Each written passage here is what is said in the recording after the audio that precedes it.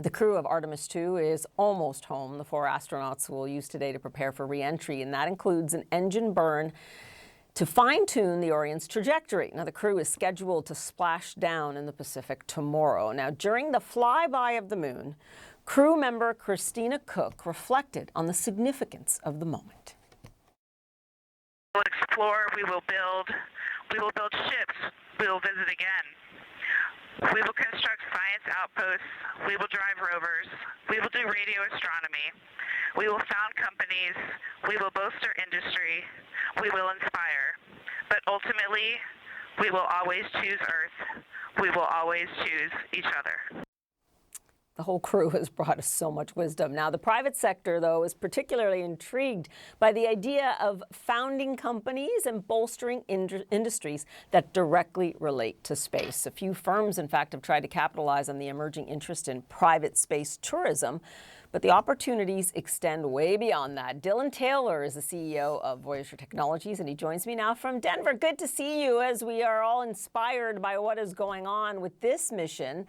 But what upcoming in space excites you? What is going on with your company, and what are you invested in? I mean, I know we're talking about lunar habitat. That sounds intriguing. But what more is on the horizon, pardon the pun, for you and your companies?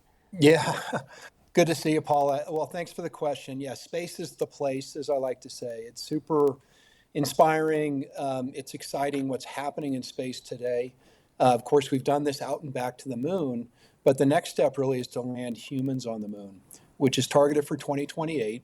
And of course, it's not going to be flags and footprints this time, right? It's actual infrastructure. So what do we mean by that? This is the ability to generate power, the ability to have habitat on the moon. Imagine sitting on your front porch in the summertime and you look at the moon and there's actually lights on the moon. And there's lights on the moon because people are living and working on the moon. So I think that's the direction we're headed.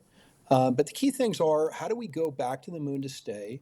How do we use the resources in situ, the resources of the moon, which are abundant, to actually create what we need to live and work there? And, when you go camping, you don't take your entire house with you, right? You take a water filter and you take tools that allow you to live off the land. So that's where we're headed with respect to lunar exploration.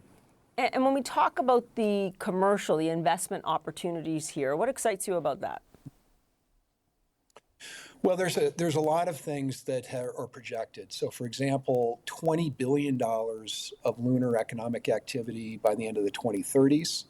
By the end of the 2020s, going into the 2030s. And then by 2040, firms like PricewaterhouseCoopers estimate this is a $140 billion economic opportunity just for lunar alone. So that's the GDP of a small country, if you will. So there's lots of opportunities there. I'm really energized by the science that we can potentially do. When you think about power generation, we all want more alternative energy here on Earth. There's unlimited energy in space. So things like data centers, which consume a lot of power and water here on Earth, moving those to the Earth. Other heavy industries, the beautiful vision I and others have is, let's get heavy industry off the Earth, and the Earth becomes even more of a Shangri-La national park, if you will. And, we generate more economic activity in space. I think, that was science fiction up until very recently. But I think now that we have heavy lift rocket capabilities and we're proving these new test vehicles to go to the moon, I think it's becoming more realistic. What have you, and I want to clear, you've been to space, right?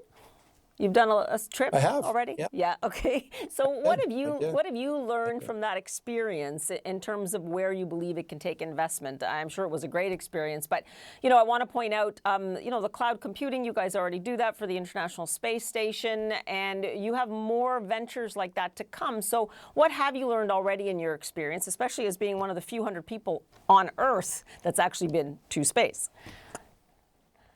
Well, it's a life changer to see the Earth from space, and I want to gift that to additional people. And the ways to do that really is we need more places to go. So the International Space Station, which is the primary place humans have been in orbit for the last 25 years, is aging. So that will be deorbited around 2030. So how do we get commercial space stations online? Our company's working on a project called Starlab. which is next generation space station. Again, focusing on science, exploration, getting more humans to space, as you mentioned, to enjoy this overview effect, as Frank White coined the term. But then also building more infrastructure in space, benefiting life here on Earth. That could be everything from satellite phones. Imagine ubiquitous internet service that goes directly to your cell phone, no matter where you are on planet Earth. That's coming. Or a sovereign internet constellation for a particular country that's completely secure, independent of the internet. A lot of countries are looking at that. Mm-hmm. So the investment opportunities are huge. We have a SpaceX IPO forthcoming, as you're probably aware. Right. It's Indeed. forecasted to be the largest IPO in the history of the financial markets anywhere in the world. We expect that IPO sometime this summer. So lots of interest in space, lots of interest in technology. The Apollo program inspired an entire generation. I'd like to think that the Artemis Right. program will inspire It's another generation as well. It certainly is, and we have learned a lot from you just about the investment potential there as well. Dylan Taylor, thanks so much. Really appreciate it.